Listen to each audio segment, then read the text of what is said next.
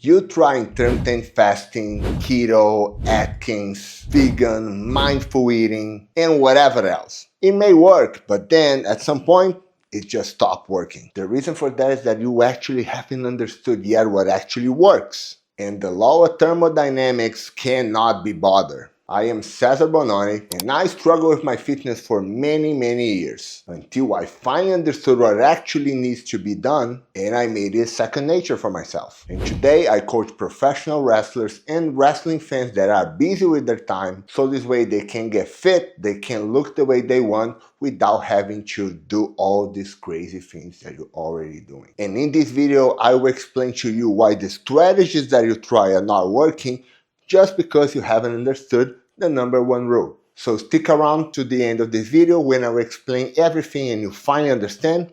And of course, subscribe and ring the bell so this way you can see all the videos that I post right here every week. I want you to imagine you getting into a wrestling match without knowing the rules. It does not matter how hard you try, you already know that to win, you have to pin your opponent's shoulders for 3 seconds on the mat. If you don't do that, it doesn't matter whatever you do, you're never gonna win the match. Also, there are other things like you cannot stay outside of the ring for more than 10 seconds. Or if you are in a hold, or if you got your opponent in a hold and they hold the ropes, they are free for that. And if you don't follow these rules, you're gonna be disqualified, and it doesn't matter what kind of strategy you put into place, it's never gonna work. By the end of the day, if you don't follow the rules, it doesn't matter your strategy. You will end up losing. And that is the same thing as getting in shape. It doesn't matter how hard you try, how pretty is your strategy. If you don't follow the most important rule, you will never win. And all those diets, they are strategies. And yes, they can help you, but they are not the rule. And the most important rule about losing weight and getting in shape, which most of the people they need to lose weight, is calorie deficit. Let me try to explain to you right here in this whiteboard, and I'll try my best to make as simple as it can be so you can understand. First thing, calories is just the way that our body uses energy, and we consume those calories as food and we expend that as movement, organs function, everything else. So everybody has a calorie expenditure and no one is broken, has a metabolism down or anything like that. So let's say that the regular person, they need around 2,000 calories for their body to function, to get their workout and all this kind of thing. So this right here is going to represent your 2,000 calories, right? There we go. And then this right here is going to represent all the food that you're getting. So let's say that you are eating 2,500 calories, which is a little bit above what you are spending. So what your body is going to do? Your body is going to start to actually get that and store as body fat in your body. So this one right here is going to represent how much calories you have right there stored in your body. Because since you consume more calories than you actually burn, your body is going to actually store that in your body in case someday you need it. And that is how you get fat. So what you should do if you are already having more calories, more body fat stored in your body that you actually want and you want to lose it. The easiest way is to consume less calories than you were consuming before. So if you burn 2,000 calories to do everything that you do, and you consume only 2,000 calories, you're gonna keep the same. Now, if you want to lose this amount of body fat that you have right here, what you have to do, you have to consume less calories than you actually burn, and then your body's still gonna need this amount of calories. So where is it gonna get? It's gonna get from the body fat that is stored in your body. Boom. And that's how you lose weight. But you can see right here, we're still not there, right? Yeah, of course, we're still not there. So what we should do? We should keep doing this until we finally get here. And then you're gonna be exactly where you are. You don't have more body fat stored in your body for the days that you don't need that. And in that sense, you can get back to consume more calories. And that's how it works. Calorie deficit explained. To take it to the limit and explain everything in one sentence. If you eat more calories than you consume, you are going to store as body fat. If you consume the same amount of calories than you burn, you're going to stay the same. If you consume less calories than you burn, you will lose body fat. And after all of that, you may ask me, well, I was not tracking the calories and I lost weight. How did that work? You have a chance of being in a calorie deficit. So if you lost weight, you got you in a calorie deficit without actually tracking. Now, what you have to ask yourself is, why did it stop work? Because at some point, you probably started to get comfortable and you're not doing the same thing that you were before, and many things happen. But let me explain why I personally don't like those strategies to everybody. But first, I'll have to explain how those strategies are actually applied. Starting with intermittent fasting. Pretty much you have a smaller window of eating around the day. So if you wake up at 8 and then you have your last meal at 8, you have 12 hours of eating, 12 hours of fasting, because you're actually not eating on that sense. So in intermittent fasting, what they do, instead of having 12 hours of eating and 12 hours of fasting, you get a 16 hours of fasting and 8 hours of sleep. 18 hours of fasting and 6 hours of sleep. 20 hours of fasting, 4 hours of sleep. And then you have less chances of consuming more calories. But again, that does not mean that you are going to guarantee to be in a calorie deficit, because you can still overeat in 4 hours. If you pick the wrong foods that are very calorie dense, you're still going to be able to eat 3,000 calories, 3,500 calories in one sitting. So you're not going to be in a calorie deficit anymore. Atkins was very well known, and they have a full line of products that you can eat that are low in calorie. But still, if you overeat those, you're still going to have more calories, and you can easily do that because there are some things that are actually really tasty. But again, if you're not tracking, it's not going to help you out. Keto is the favor of everybody. Everybody did keto and it worked for everybody, but everybody rebounded back. Why? When you cut carbs, you're probably going to stop eating things that you don't even know that are actually fat sources and not carbs, like donuts, cakes, muffins, all these kind of things, because you believe that those are carbs, but those are having fat as well. And when it's having fat, it's high calories on that, because every gram of fat generates so much more calories than a gram of carbs. Also, other things that every gram of carbs, every time that you consume that, you retain water inside the muscle, which is a good thing. And then you start to cut carbs, your glycogen levels are going to go low, you are going to piss all the water off,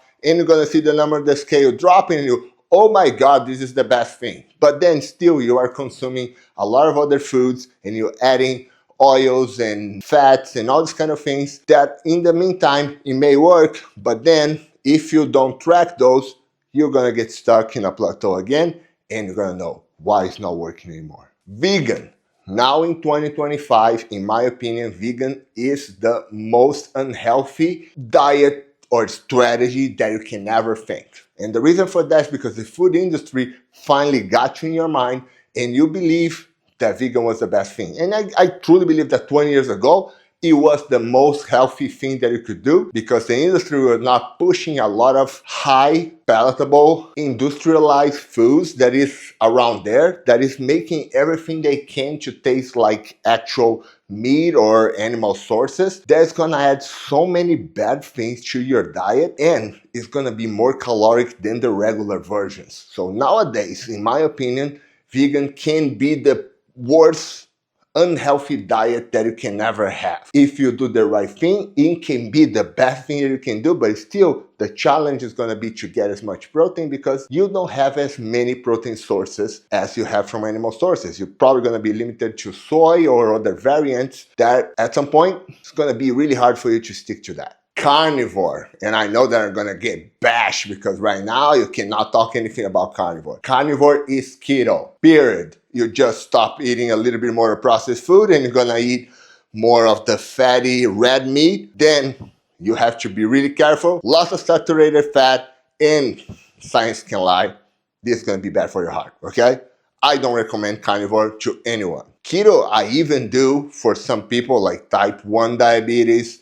Yes, keto is great, maybe for a short period of time, but carnivore, in my opinion, is a no-no. And another one that a lot of people are talking about as well is mindful eating. So here's what most people do. First thing, they cut their portions in half. And then what they usually have, they're not tracking, they're just cutting everything they eat half, so they're gonna be hungry, they're gonna snack more, they don't even gonna notice. And also, most of the people, they are not mindful of what actually your body needs. Like, I'm not mindful, and I've been doing this for 20 years. If I let it go, I'm gonna eat pizza, I'm gonna eat cake, ice cream every day.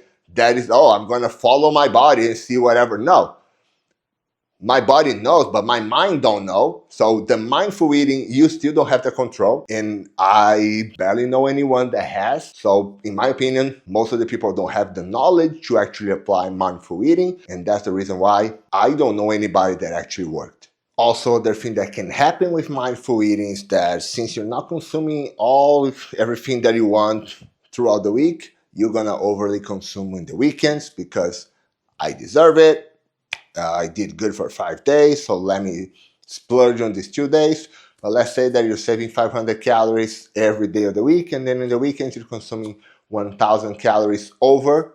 Boom, there it is. 1,000 over on Saturday, 1,000 over on Sunday. You're not in a calorie deficit anymore for the whole week, because this is what matters. Not one day, because nobody actually got fat in one day, and nobody lost weight in one day. So it's a whole period of time that you have to be doing that in order for you to achieve your goal. And all of that proves that it doesn't matter what strategy that you use. You can pick whatever strategy that you want, okay? If you're not tracking all your macros, if you're not tracking your calories the right way, you're not gonna achieve it. You can do that with all that. You wanna follow the carnivore? Good, go for it. Good luck.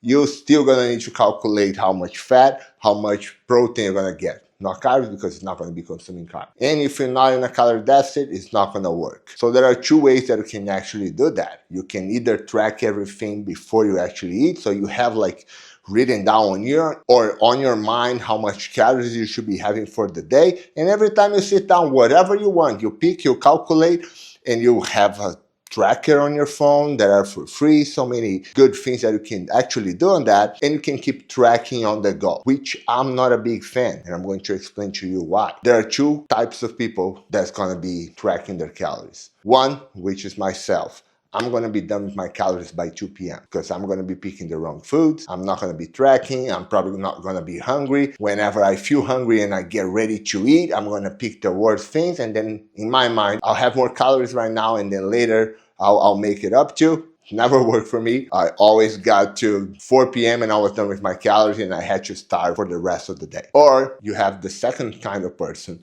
that doesn't consume enough. So this way, by the end of the day, they still have 1,500 calories to actually consume. And they're not going to get this from rice and beans. They're going to get this from chips, from burgers, from ice cream, which is easy how to get, and it's not going to be that healthy. But the other way that I like better is that, which is planning ahead. So you calculate everything once, and then you have different meals that you calculate all that. So you sit down and you calculate 4 or 5 different meals that you actually enjoy, and then you have those plan ahead throughout your day. Because it's clear that everybody's going to have to stop to eat at some point, all right? And most of the people, they have the same kind of schedule around the day. They have the same things happening at the same time. Everybody knows, if it's not like, sometimes I stop at noon, sometimes I stop at 1. Good, it's just 1 hour, it's okay. Like, you still have some time right there.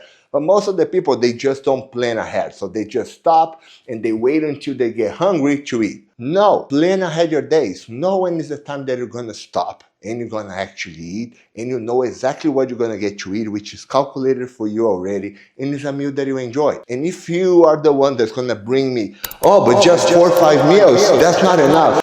Stop, think about it. Even if you don't mindful eating, or if you don't track or whatever, you're probably having only 4 or 5 different foods around. That's normal. That's usually what people do. They have 4 different 5 meals that they eat, and that's it. So why not planning ahead? So this way you can have those and you can calculate at the right time. So this way you don't have to keep creating all that stress about, I have to calculate everything. Does this fit on my macros? And this is going to create so much stress. You're not going to be able to actually stick to it. Planning ahead is what I do to my clients. I actually plan that for them We sit down, we understand their whole day. We talk about the foods that they like, the triggers that they have, from all the psychological things that are there. And me and my team, we build a whole plan, including the training, including the nutrition. And we do pretty much daily check-ins to see if everything is going good, so we can stick to the plan for as long as we need it. And most importantly, once we're finished, you learn what works, and then you just keep doing yourself. And I have several cases of clients that lost 30 pounds or even more in about 12 weeks, 6 months.